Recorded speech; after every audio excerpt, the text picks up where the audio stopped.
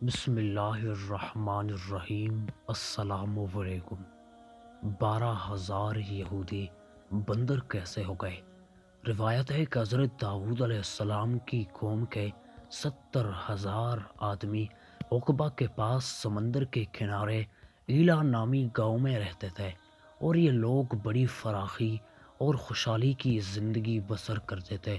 اللہ تعالیٰ نے ان لوگوں کا اس طرح امتحان لیا کہ سنیچر کے دن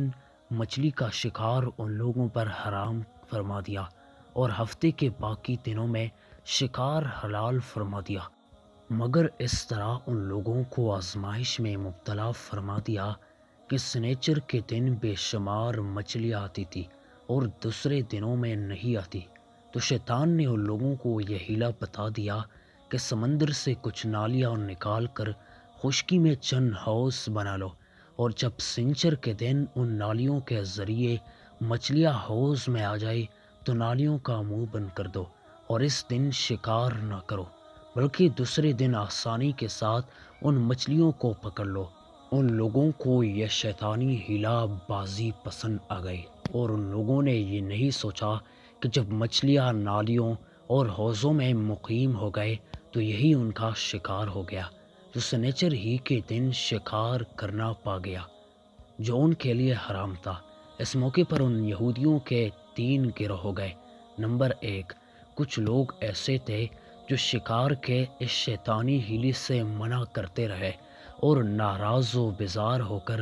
شکار سے باز رہے، اور کچھ لوگ اس کام کو دل سے برا جان کر خاموش رہے، دوسروں کو منع نہ کرتے تھے، بلکہ منع کرنے والوں سے یہ کہتے تھے کہ تم لوگ ایسی قوم کو کیوں نصیحت کرتے ہو جنہیں اللہ تعالیٰ ہلاک کرنے والا یا سخت سزا دینے والا ہے۔ اور کچھ وہ سرکش و نافرمان لوگ تھے جنہوں نے حکم خداوندی کے اعلانیہ مخالفت کی اور شیطان کی ہیلا بازی کو مان کر سنیچر کے دن شکار کر لیا اور ان مچھلیوں کو کھایا اور بیچا بھی۔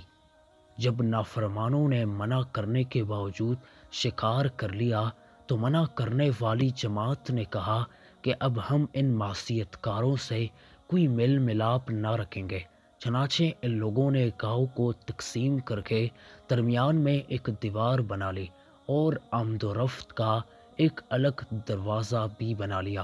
حضرت داؤد علیہ السلام نے غضبناک ہو کر شکار کرنے والوں پر لعنت فرما دی۔ اس کا اثر یہ ہوا کہ ایک دن خطا کاروں میں سے کوئی باہر نہیں نکلا، تو انہیں دیکھنے کے لیے کچھ لوگ دیوار پر چڑھ گئے، تو کیا دیکھا کہ وہ سب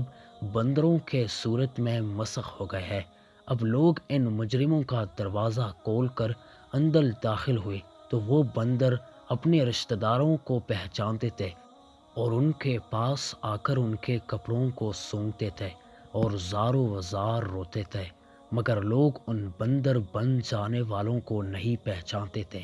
ان بندر بن جانے والوں کی تعداد 12,000 تھی۔ یہ سب 3 دن تک زندہ رہے اور اس درمیان میں کچھ بھی کھا پی نہ سکے، بلکہ یوں ہی بھوکے پیاسے سب کے سب ہلاک ہو گئے۔ شکار سے منع کرنے والا گروہ ہلاکت سے سلامت رہا، اور صحیح قول یہ ہے کہ دل سے برا جان کر خاموش رہنے والوں کو بھی اللہ تعالیٰ نے ہلاکت سے بچا لیا۔ اس واقعے کا اجمالی بیان سورۃ البقرہ کی اس آیات میں ہے، وَلَقَدْ عَلِمْتُمُ الَّذِينَ اعْتَدَوْا مِنْكُمْ فِي السَّبْتِ فَقُلْنَا لَهُمْ كُونُوا قِرَدَةً خَاسِئِينَ۔ ترجمہ: اور بے شک ضرور تمہیں معلوم ہے تم میں کہ وہ جنہوں نے ہفتے میں سرکشی کی تو ہم نے ان سے فرمایا کہ ہو جاؤ بندر دھتکارے ہوئے۔ میرے پیارے دوستوں، معلوم ہوا کہ شیطانی ہیلا بازیوں میں پڑھ کر اللہ کے احکام کے نافرمانیوں کا انجام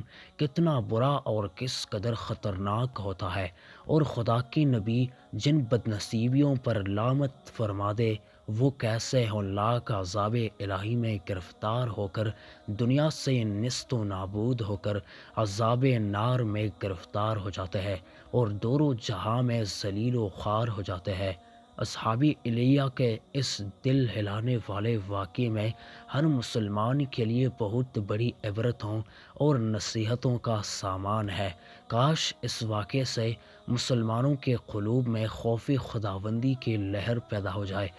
اور وہ اللہ و رسول عز و جل کی نافرمانیوں کے پگڈنڈیوں میں بھٹکنے سے منہ موڑ کر صراط مستقیم کے شاہراہ پر چل پڑے اور دونوں جہانوں کے سربلندیوں سے سرفراز ہو کر اعزاز و اکرام کی سلطنت کے تاجدار بن جائے۔ میرے پیارے دوستوں، اگر ویڈیو اچھی لگی ہے تو ویڈیو کو ضرور لائک کرنا اور ایسے بہترین اسلامی واقعات کے لیے ہمارے چینل عالم اسلام کو ضرور سبسکرائب کرنا۔